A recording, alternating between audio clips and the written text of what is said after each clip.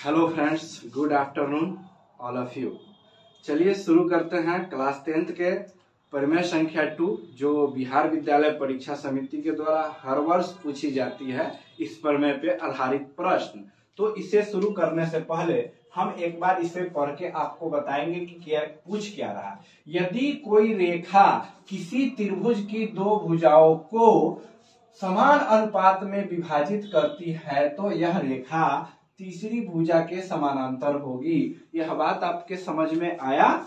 अगर कोई रेखा खंड जो है, यह रेखा किसी त्रिभुज को दो समान अनुपात में विभाजित करती है तो क्या यह रेखा और यह रेखा दोनों आपस में समानांतर है? यह दोनों रेखाएं आपस में पैरेलल है। इसी चीज को आपको प्रूव करके दिखाना है। तो यहाँ सबसे पहले लिखेंगे कि दिया हुआ क्या है, यानी कि आपको दिया है AD बटा DB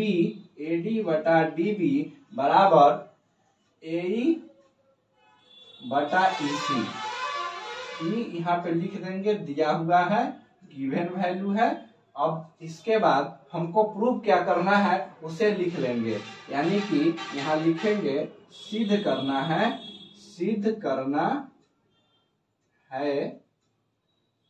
उसका नाम है DE समानांतर, यानी कि DE पैरेलल BC के। आइए इसे प्रूव करते हैं, देखते हैं कि इसमें क्या क्या थ्योरम लगेगा और कहां से किस प्रकार इसे प्रूव किया जा सकता है।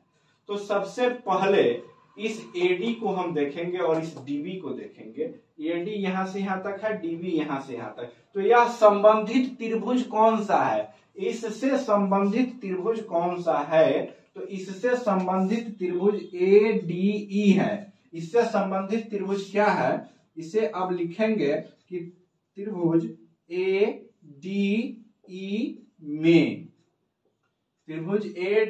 में, तो त्रिभुज ADE में क्या देखेंगे? इसके क्षेत्रफल देखेंगे। इसका क्षेत्रफल देखेंगे तो इसके क्षेत्रफल बराबर 1/2। आप त्रिभुज के क्षेत्रफल को नहीं जा रहा है जग में, आधार गुने ऊंचाई। तो आधार क्या होगा? AD साइड इसका आधार होगा। तो यहाँ पे क्या लिखेंगे? AD इंटू में इसका ऊंचाई क्या होगा? EM होगा। तो यहाँ पे लिख देंगे EM इसका ऊंचाई हो गया। अब देखेंगे कि दूसरा साइड किस त्रिभुज से संबंधित है। दूसरा साइड DB जो है, यह DB किस त्रिभुज से संबंधित साइड है? तो यहाँ पे आपको दिख रहा होगा DBE और DBE ही क्यों देखेंगे? क्योंकि यह AB जो है, AB साइड पे ही यह दोनों त्रिभुज बना है। तो एक ही आधार पे अगर बहुत सारा त्रिभुज बन रहा है तो इसको किस प्रकार से हम लोग कल्पना करते हैं, चलिए देखते हैं। अब इसे दिखाने के लिए दूसरा त्रिभुज की हम लोग गणना करेंगे। यहाँ पे लिखेंगे कि अब ट्रायंगल DBE में, अब त्रिभुज DBE में इसका क्षेत्रफल लिखेंगे। इसका क्षेत्रफल होता है हाफ इंटू, यह आधार का काम करेगा DB इंटू, अब इसका रह गया ऊंचाई। तो एक ही आधार पर बना है ना, तो यह परपेंडिकुलर साइड है। यह परपेंडिकुलर साइड ही ऊंचाई होता है। तो यहाँ पे लिख देंगे EM। अब क्या करेंगे, यह रेशियो में है तो इसे रेशियो में लाने के लिए दोनों को एक दूसरे से डिवाइड करेंगे। दोनों को एक दूसरे से डिवाइड करेंगे। अब डिवाइड करेंगे तो 1/2 कट गया, EM और EM कट गया, बच गया यहाँ पे, उसको लिख देंगे AD बटा DB। यह क्या बचा? AD बटा DB बच गया। अब दूसरा कंडीशन लिखेंगे। दूसरा कंडीशन लिखने से पहले देखेंगे कि यह साइड किस ट्रायंगल की है, यानी कि AE साइड को देखेंगे। AE साइड को देखेंगे कि यह किस त्रिभुज की बात कर रही है। तो AE साइड कुल मिलाकर के इसी त्रिभुज की बात कर रही है कि ट्रायंगल ADE में। अब इस ट्रायंगल में तो इसका क्षेत्रफल देखेंगे कि इसका क्षेत्रफल के फॉर्मूला में कौन कौन सा सटीक बैठता है। 1/2 इंटू, अब इस त्रिभुज की बात हो रही है तो AE साइड को लाएंगे, यहाँ पे ला दिए AE साइड इंटू इसके ऊंचाई को लाएंगे, यानी कि DN साइड इसकी ऊंचाई हो जाएगी।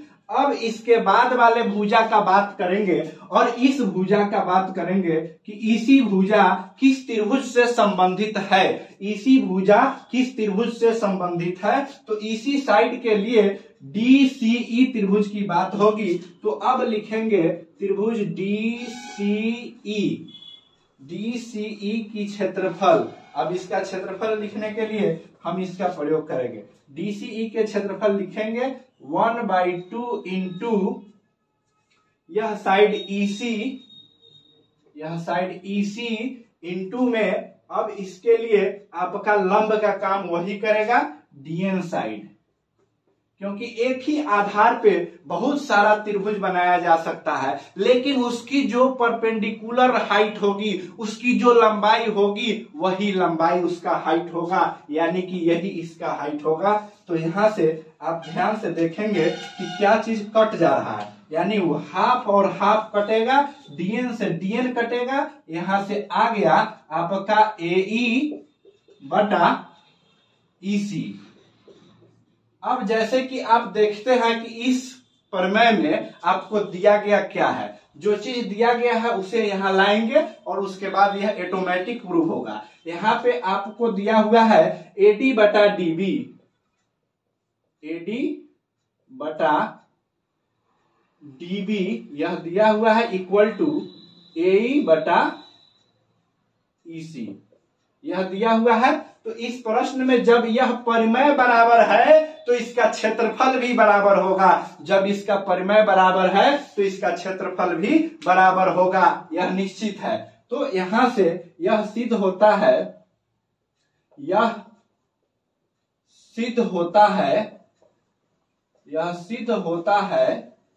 कि इस त्रिभुज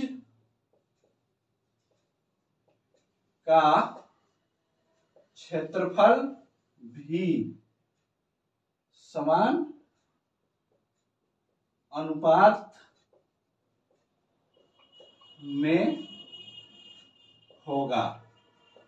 तो इस त्रिभुज का क्षेत्रफल, तो किस त्रिभुज का क्षेत्रफल, यार लिख देंगे यहां से कि ट्रायंगल ADE का एरिया, यहाँ पे AR लिख के छोड़ देंगे, एरिया बटा ट्रायंगल DBE का एरिया बराबर, अब यहां से लिखेंगे ट्रायंगल ADE का एरिया बराबर ट्रायंगल DEC का एरिया, सभी का एरिया आपस में बराबर है। तो जब यहां से देख लिए कि यह जो अनुपात है या साइड का अनुपात बराबर दिया हुआ है, इसके बाद में इसका एरिया भी बराबर हो गया, तो अतः आप लिख सकते हैं कि एरिया बराबर होने के कारण अतः क्षेत्रफल बराबर होने के कारण DE समानांतर BC, DE समानांतर BC। अब यहां पे पोस्ट में लिख सकते हैं आप कि सिद्ध हुआ।